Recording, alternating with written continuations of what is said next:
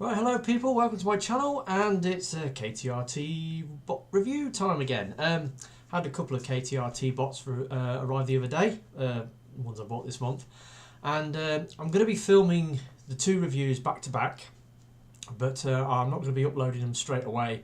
I'm going to put them on an upload schedule so that they will come up at some point over the next week or so. So anyway, let's get straight into it. What I've got to show you today is a new bot from Hello Carbots, and I'm not buying so much stuff from Hello Carbots these days, even though it was the toy line that got me into buying these Korean transforming robot toys. But of late they seem to have gone off the boil a little bit. They're moving away from what it was I liked about them in the first place, and some of the toys they're coming out with now, they're just outrageous. They're ridiculous. I mean, they're great toys for young kids, but they're not really ones that would appeal to, you know, an adult collector such as myself necessarily. So yeah, anyway, so the bot I've decided to bring to you today is this guy, Hello Carbot's Cran, or Crane, but I think his name is pronounced Cran. As you can see, he's a small yellow crane. And the reason I went for this guy is because I think he looks a whole lot like this guy.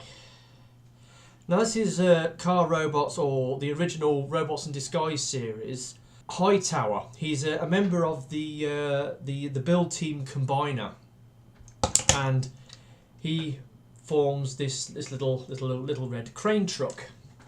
And as you can see, they do look, kind of similar, I think. They're both based on a vehicle called an Iron Fairy. Now, those people who don't know what an Iron Fairy is, an Iron Fairy is a small, short wheelbase wheeled crane that is designed specifically to work in factory factory environments.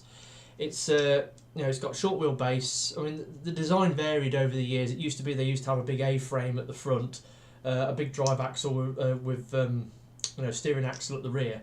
But modern Iron Fairies are more like this. It's like a small crane with a rotating jib, and the idea is they're nice and small and manoeuvrable, and they can drive around in and out of factories. They can drive down the narrow sort of lanes you get in factories. They can pick up large machine tools like lathes and presses and things like that and move them around, and that's what they're primarily designed for. They have a modest lifting capacity, but they're very specialist vehicles that are used for a specific task, which is craning inside factories, and that's what this is. It's based on an Iron Fairy. So as such, it's a very, looks like a modern style Iron Fairy. It's a short wheelbase with rolly wheels. It's got a jib that goes round and round. It's got a counterweight at the front, at the back. Sorry, got counterweight at the back. It's got a cab for the driver to sit in, and it's got a jib arm with a hook that goes up and down. Now, as you can see at the back, it's got this big gaping hole. It's a pity they didn't try to make some flip-out panels to cover it over. I mean, you look at the RID one, and it's absolutely solid all the way around.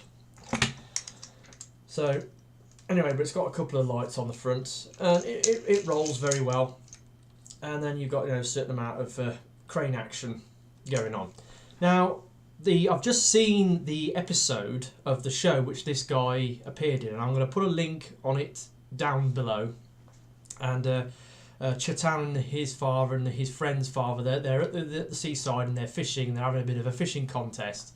And is it Jang, the fat kid, and his father, they're whipping fish out like nobody's business, and Chetan and his father are really struggling. So Chetan goes off and he summons some Carbots. He initially summons Proudjet, and then he summons this guy. He summons Cran, and Cran, I think he's referred to as the fisherman, because he starts fishing, and eventually he snags this the enemy, the enemy guys, S and the other one there. They're swimming around this enemy sub, and he hooks it, and they go for a many. He drags them through the ocean. It's quite funny, and Proudjet has to go and rescue them.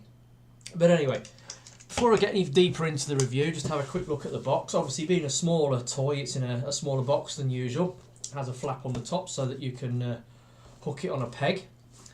And it's got on the back pictures of all the the combiners for season 5. You got is it Star Blaster and Proud Jet, and they formed together to form this massive mental thing. And obviously, you can use Cran as part of the the Ultra Combiner. So it's a small box, and then you've got Cran himself. Again, simple little toy, not much to it. Size comparison.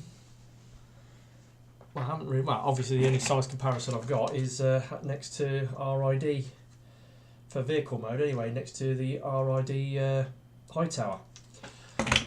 But anyway, so transformation on this thing is very, very simple. Start off by flipping these side panels around and pegging them in. You then split the front of the vehicle and then fold out the legs. You have the feet, pop the feet down. Then you angle this up. You can drop this flap at the back. And then you lift the back, and then there's one of the robot arms, and you pull it out and straighten it as much as you can. Then you take the other arm, bring it round to the side, flip it round, and then that gives you the other arm. And then finally the head sculpt. You turn the cab upside down, flip the front out, pull out the head, slide it back, and there's a little slot in the back there, and the head's got a thing on the back, and you slot it into the peg. And there we go. And there's Cran in his robot mode. Now, he does look... Proportions on this guy are a bit off. He's got these massively huge legs. He's got the sides of the vehicle mode sort of folded up on the sides of his legs, and that gives him these huge, great, massive boots. And his torso is a bit small by comparison. Also, he's got this massive, great arm, which is the jib of the crane, and then he's got this small arm, which it's got a permanent curl on it. You can't straighten it. It does curl up like that, but it doesn't straighten out fully, which is a bit weird, really, why they wouldn't want to straighten the arm out. Anyway, he has got a swivel there, obviously, because that's like the crane jib can swivel around, so it also works as a waist joint. He's got ball jointed shoulders. He's got a hinge on that arm. He's got a universal joint on his other shoulder, and then he's got a 90-degree hinge on that arm. The hook can bend in and out. The head is on a rotation joint. You could say he's kind of got like almost a Bumblebee-esque, G1 Bumblebee-esque style head sculpt. It's a yellow hat, red eyes, white face, and he's got horns. So there is that. I like to fold this up out of the way. It makes it easier to do things. Now, you can do splits that far. Legs go forwards, legs go back. Obviously, if you've got the flap down, then it restricts the motion a little bit. No 5 swivels. And then, obviously, you've got a knee which goes all the way back. And then the feet are cut at an angle to give a neutral A stance. So yeah, not fantastically articulated. Nice and shiny, nice and solid, well built. Joints, no real loose joints on it. But limited articulation as usual. I mean, no bicep swivels. It's got a waist joint, but obviously that's part of the alt mode, so you can't really count that as a joint for the robot. One thing you can do is this bit at the back. If you think it looks unsightly, you can fold it down, and improves his profile a little bit. Gives him a backpack, and then you can fold that up at the back, and then he hasn't got a skirt hanging down. So he has got a few options to change his look. Decent enough little toy. Limited posability as usual because it's a Korean bot. Not much more I can say about it really. Decent enough. This thing retails for around about sort of about 25-30 quid-ish, which I suppose for a lot of money is a lot of money for what it is. I mean, size comparison with the usual suspect. There he is next to Combiner Wars Megs. So is he a deluxe or is he a Voyager? I suppose I can take one out of here, can't I? There you go, there's a Deluxe Armada Ultra Magnus. So he's a little bit bigger than a deluxe.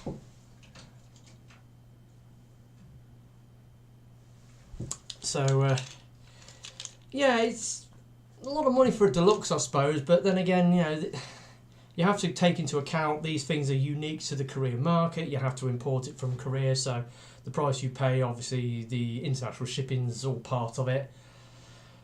I bought it because it's fairly sensible figure compared to some of the others that are coming out now for Hello Carbots. I mean, they've bought these toys out, which, you know, those crash combiner things for RID, Combiner Force. They've basically ripped off crash combiners, and they've got these figures where, you know, two figures go together and there's like a magnetic connection and they spring open. And there's another toy line come out in Korea called Moncart, which uses the same sort of technique. I think it's also based on the turning mech card technology, with the little magnetic switches in the bottom of the cars, and you roll them over the metal cards and they spring open. Similar sort of thing. So some really ridiculous crap coming out for Hello Carbot line, but I thought I'd try this guy out. He's okay, he's not fantastic, but when you see him in the show, when you see him in his premiere episode, then you'll see he's quite a fun little character, and that sort of made it worthwhile getting for me. So yeah, that's been my review of Hello Carbot's Cran. He's a little yellow crane bot. He's okay. He's a bit unusual, but no major frills, no bells and whistles. Just very, very simple little transforming yellow crane dude. So that has been my review. There's another one that'll be coming along in, well, it will be in a couple of days' time, so hopefully you'll tune in for that. So that's been me, TFR Wilderness. I will catch you all next time. Goodbye.